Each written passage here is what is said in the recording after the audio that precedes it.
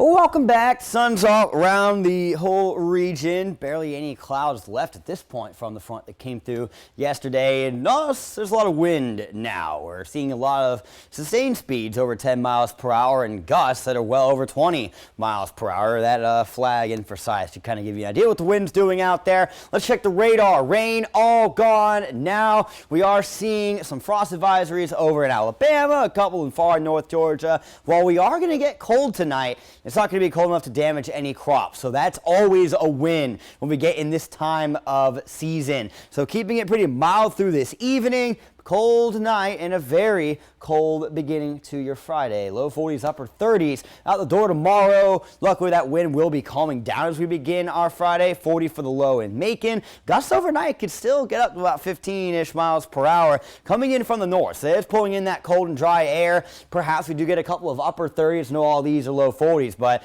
Eastman has a reputation of being one of the cold spots. Millersville sometimes too. So wouldn't be surprised to see either of those maybe get down to 38, 39, but that's still well above that freezing point. This high pressure here, that's going to keep things rather calm for tomorrow. Light and variable winds, plenty of sun, low 70s. Absolutely gorgeous end to the week. Then we get into Saturday, all right? Friday night, some sky clouds move in. They are gone by lunchtime on Saturday. Now this wind coming in from the southwest. Saturday will not be a muggy day. Saturday is going to be great. It's going to be upper 70s out there.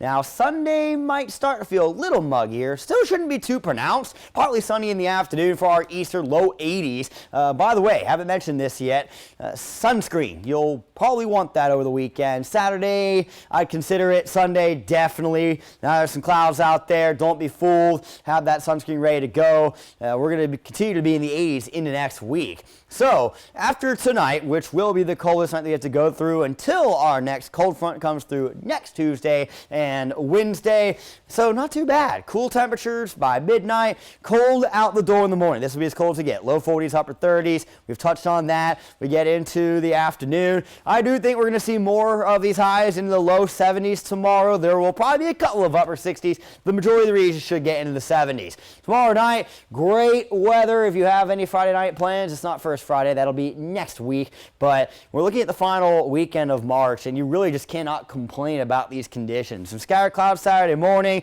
but they clear out into the afternoon. And this is going to be our first weekend without a rain threat on Sunday or Monday since NASCAR came to Atlanta in February. All right, that's how long it's been. But before we get there, got to get through our Friday. Cool start tomorrow, warming up nicely into those 60s by lunchtime. Pollen levels, those are down right now. They'll probably climb over the weekend as temperature rise. 71 for that high tomorrow in Macon, light and variable wind. And as you can see, we're all expected to get into those low 70s to finish off our week. Your extended forecast is coming up in 10 seconds.